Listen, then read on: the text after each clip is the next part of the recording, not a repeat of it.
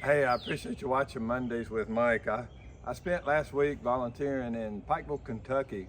I was a chaplain that came in alongside the Samaritan's Purse teams that were doing disaster recovery from flash flooding in eastern Kentucky several weeks ago. I was about 6 weeks out from the storm, and I was showing up alongside of the people who were helping the locals recover from a flood.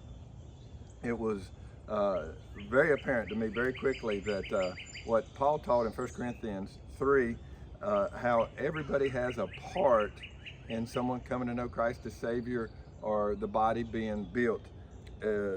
Paul said it this way. The Corinthians were kind of saying, I follow him, I follow him, I follow him.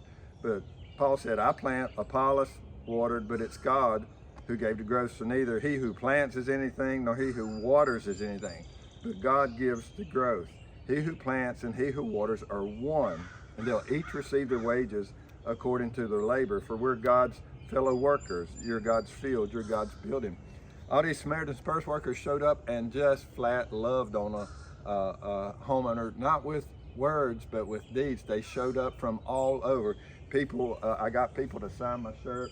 They're from Wyoming, Michigan, Tennessee, Virginia, North Carolina, Georgia, all over. And a team would show up and do the hard work so that we as chaplains would just show up nice and pretty, not sweaty, and be able to talk to the homeowner about spiritual matters.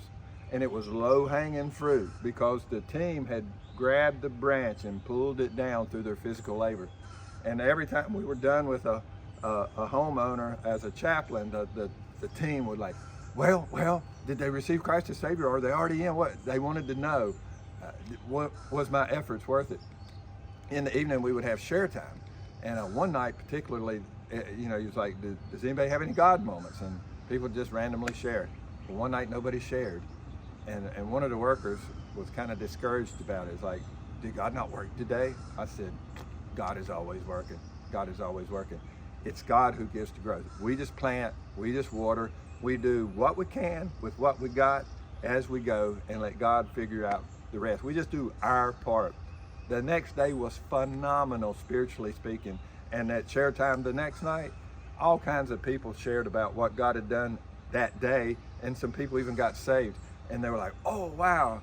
So, there's some days where it seems like God is not working, but trust me, He is. He's planting, He's watering, He's doing all those things through you. So, I don't know where you are on the team. And the team's changed throughout the week, and nobody complained.